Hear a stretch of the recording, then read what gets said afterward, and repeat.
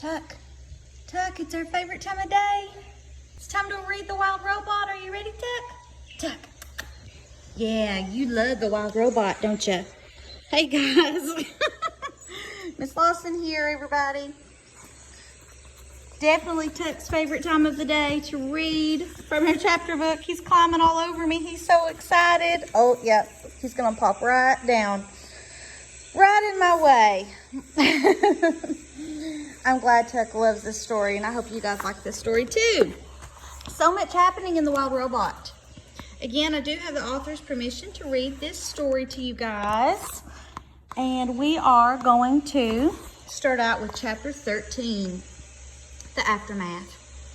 Daybreak, and the storm had passed, but the sounds of water were everywhere.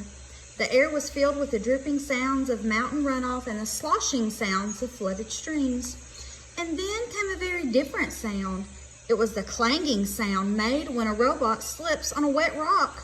There were quite a few clangs that morning. As Roz worked her way downhill, she scanned the aftermath of the storm.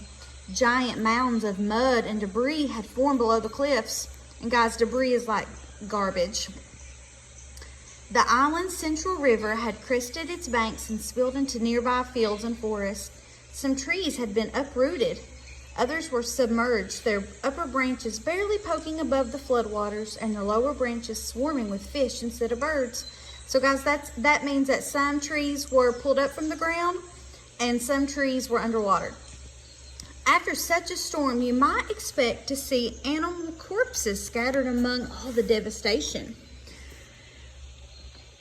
But the animals seemed to have survived just fine. Somehow they had known the storm was coming, and they had found shelter long before it rolled in. Lowland creatures who had sought refuge on higher ground were waiting patiently for the water to recede. Guys, that means the animals were up on high ground waiting for the water to go back. Deer were wading through the flooded fields. Beavers were busily collecting a trove of fallen branches.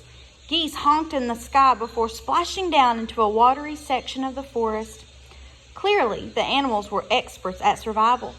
Clearly, the robot was not. And guys, I'm going to freeze right there. We can make the inference that these animals, they go through these storms all the time, don't they? Roz was crusted with mud and grit, so she gave herself another good cleaning. But that only revealed her dents and scratches. They were really starting to add up. She hardly resembled the perfect robot who had appeared on the shore just a week earlier.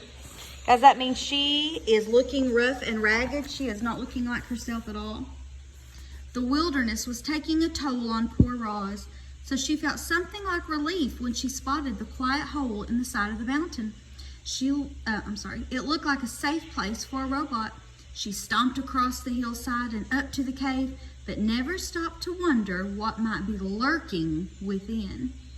So guys, this is telling us she is tired. The wilderness was taking a toll on her.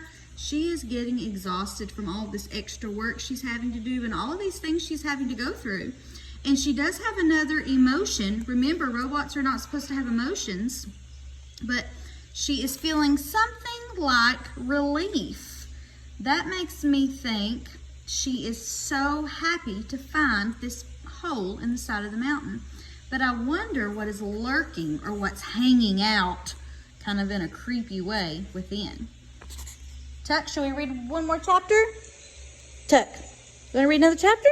Want to read another one? Yeah? Okay. We'll read chapter 14. Oh my goodness, guys. The bears.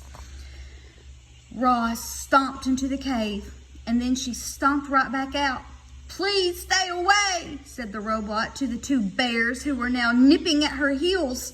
You see, when Roz stomped into the cave, she accidentally woke a brother and sister bear from their morning nap, which is never a good idea.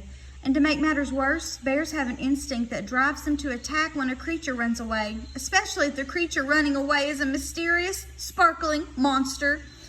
So as the startled bears watched Roz stomping out of their cave, they really had no choice at all. They simply had to take up the chase. Roz tried her best to outrun the bears. She leaped over rocks and wove through trees and stomped across the mountainside at full speed. But the bears were young and strong and fast, and the robot still had so much to learn about moving through the wilderness. She never even saw the tree root. One moment she was stomping along, and the next moment she was flying through the air and thumping down onto a rotten log. So guys, what happened? She tripped. Clumps of soft wood stuck to her side as she stood and faced her attackers. Wouldn't you be afraid if two bears were charging toward you? Of course you would. Everyone would. Even the robot felt something like fear. Roz was programmed to take care of herself. She was programmed to stay alive. And as the robot watched those bears charging toward her, she knew her life was in serious danger. The bears slammed into Roz, knocking her against the trunk of a towering tree. Then one bear dove at her legs and the other clawed at her chest.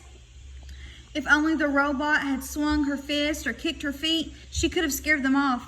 But one good bop in the nose would have sent them running. But the robot's programming would not allow her to be violent. Clearly, Roz was not designed to fight bears. Powerful jaws chomped her arms. Sharp claws slashed her face. A massive head rammed her chest. "Please stay away," said the robot. "Roar," said the sister bear. "Grrr," said the brother bear. And the bears went in for the kill. But the robot had vanished. Oh, wow, guys. Talk about a cliffhanger. My next video, I'll start chapter 15.